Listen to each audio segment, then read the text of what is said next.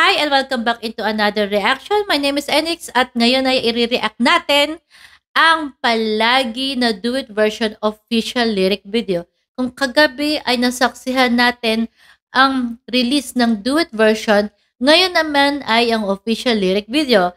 So, mag-react lang tayo on the spot. Hindi ako masyado magsasalita kasi medyo sinusumpong na naman tayo ng allergy. Kaya, here you go. Without further ado, join me and let's watch the official lyric video of Palagi Do It version of TJ and KZ.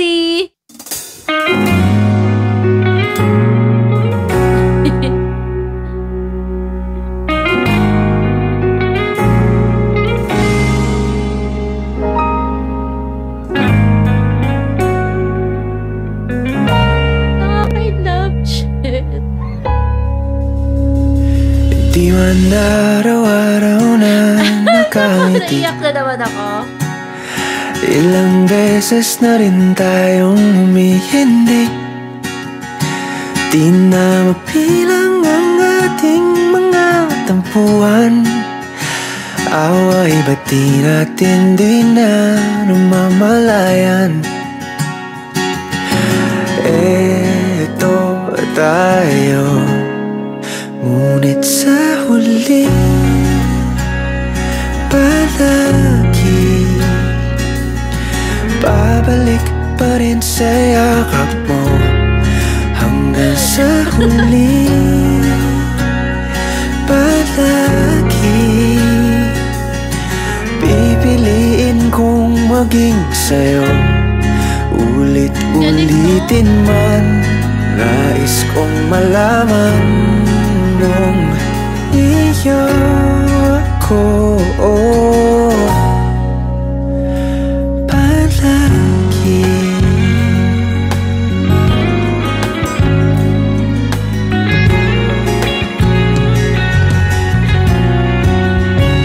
Kung balikan man ang hirap, luhat lahat, ikaw ang paborito kong desisyon na. Pag napaligiran ang ingay at ng gulo, di ko pagpapalit ngiti mo sa mundo.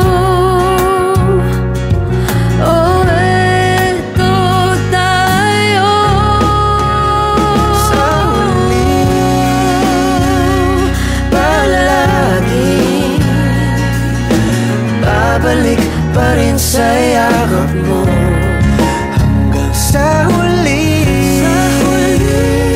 palagi pipiliin kong maging sa'yo. Ulit-ulitin man, nais kong malaman iyo ako.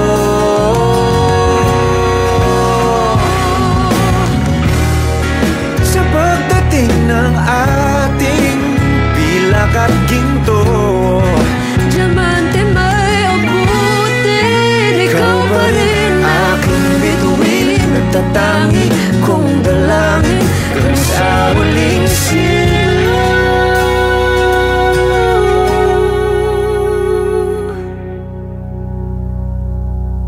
sa huli palagi babalik pa rin sa yakap mo. mahal. Sa huli palagi pipiliin kong maging sa'yo. Ulit-ulitin man, nais kong malaman mo iyo ako palagi. Grabe. Medyo iniwasan kong ma-touch kasi baka umiyak na naman tayo at may sipon ako kaya medyo hirap tayo mag-reaction ngayon. It's only 4 minutes pero parang nanonood ako ng isang movie na very simple. Syempre, hindi pa to yung music video. I can't wait for the music video. Trending agad to. It has already 119,000 views since 8 hours ago. So, congratulations again, Casey and TJ. Sila lang ang gumawa nito ha. Sila lang dalawa. Alam mo yung napaka-simple lang na senaryo. Tapos yung kantang palagi, syempre, it's about their love story. First love plus one greatest love. Maraming nakadama nun. Especially ako. Fan talaga ako ng relationship nila. Kung anong meron sila. So, sa nakakita ko dun sa official lyric video, nagkakwentuhan sila. Sila lang nakakaintindi. For them, usual video sa nakikita ko sa TikTok nila, sa IG nila, it's just a simple na low-key relationship. Parang ganun yung nakikita ko. Pero sa akin, as a viewer, malaking bagay na nakita ko na si TJ Casey, parang may kasamang masaya ako for them sa achievement nila kahit hindi nila ako kilala.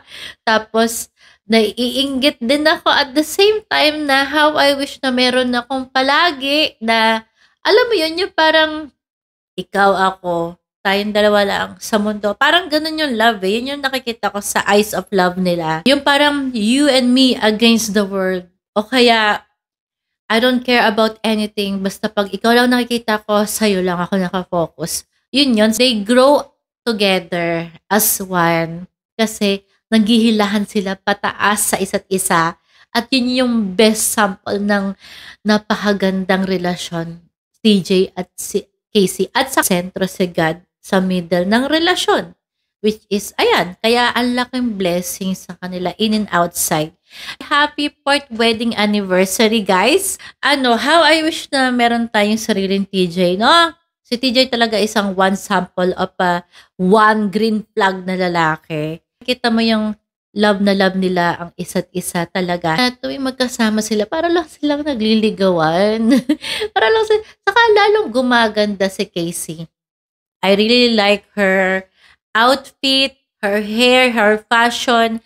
Yung pa pala, lalong gumaganda si Casey and gustong-gusto ko sa kanya pag naka-eye makeup siya. Bagay na bagay. Siya yung trademark na niya yon pero hindi nakakasawa. Parang yung kantang palagi. Kahit palagi ko naririnig, hindi ako nagkasawa. Napakaganda ni Casey at lalong gumanda siya. Nang-glow up pa sila parehas dahil nga sa pagmamahalan. Kasi inspirational nila ang isa't isa. Yung love and partnership. At yung kantang palagi. Sa totoo lang, isa lang ang magiging reaction ko. Kahit palagi ko siyang marinig sa Spotify at saka sa YouTube, hindi ako nagsasawa. Para sa akin na, in my own observation, as a reaction vlog at saka music lover, itong palagi na to, kung hindi si TJ at si Casey lang ang kumanta, parang hindi ko papansinin. Ganun yun. Hindi ko alam kung bakit. I don't know kung ako lang to ha. Pero, pag iba na kumakanta, minsan nakakita ako ng mga singers sa TikTok, kinakanta nila yan, hindi ako natatouch, hindi ko siya na-appreciate. Although, hindi rin ako magaling na singer. Okay? Don't get me wrong about this observation, guys.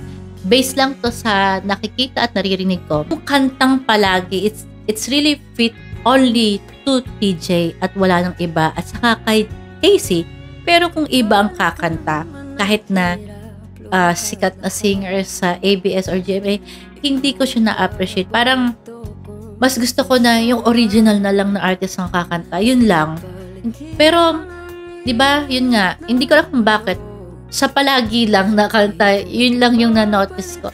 Kay TJ lang talaga siya fit saka kay Casey. Sorry guys. Kahit ako simple siyang kantahin, pero ang hirap din niya kantahin yung palagi. Kasi, alam nyo, ang totoong artist, yun nga sabi ko, nasa middle tone lang sila. Hindi lahat ay kaya yan. Tandaan nyo yan, kahit ako hindi ko rin kaya. I truly admired both of you as a partner. Yung relationship nyo, parang kayo yung big example para sa amin. Sana, next time, yung palagi ko is for a lifetime na. And God, please give us a another TJ kung meron pa.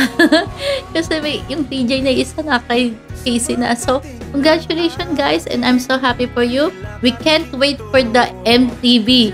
At sana kayong dalawa ang gumanap or pwede ring iba pero ano kaya si Julius o si Joshua? Ay, hindi ko alam.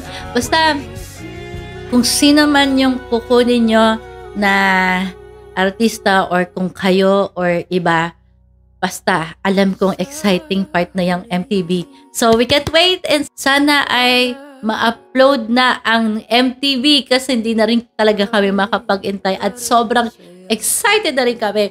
So yun lang, pagpasensyahan nyo na kung bulol ako ngayon at hirap magsalita kasi ina-atake na naman tayo ng rhinitis. Palagi na lang ako may rhinitis. Diyos ka.